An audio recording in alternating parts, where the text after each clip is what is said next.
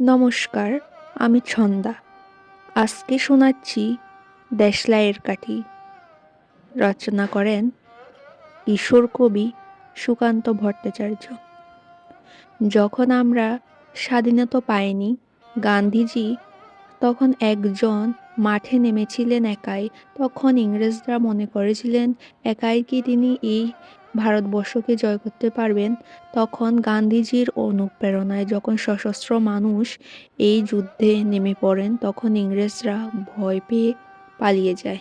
তেমনি আজকে দেশলাইয়ের কাঠির মাধ্যমে দেশলাইয়ের কাঠি আমাদেরকে বুঝিয়েছেন যে দেশলাই কাঠি যখন একা থাকে তখন কিছুই আমরা অনুভব করি না। যখন সশস্ত্র দেশলাইয়ের কাঠি জ্বলে উঠে তখন আমরা ভয়ভীত ইতস্তত হই।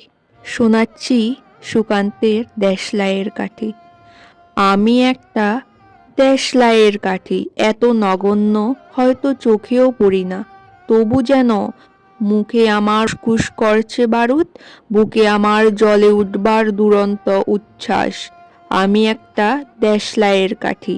মনে আছে সেদিন হুলস্থুল বেঁধেছিল, ঘরের কোণে জ্বলে উঠেছিল আগুন।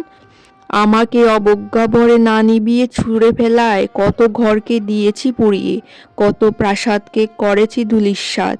আমি একাই ছোট্ট একটা দেশলাইয়ের কাঠি, এমনি বহু নগর বহু রাজ্যকে দিতে পারে ছারকার করে, তবুও অবজ্ঞা করবে আমাদের? মনে নেই এই সেদিন আমরা সবাই জ্বলে উঠেছিলাম একই বাক্সে, চমকে উঠেছিলে, আমরা শুনেছিলাম তোমাদের বিবর্ণ মুখের আর্তনাদ।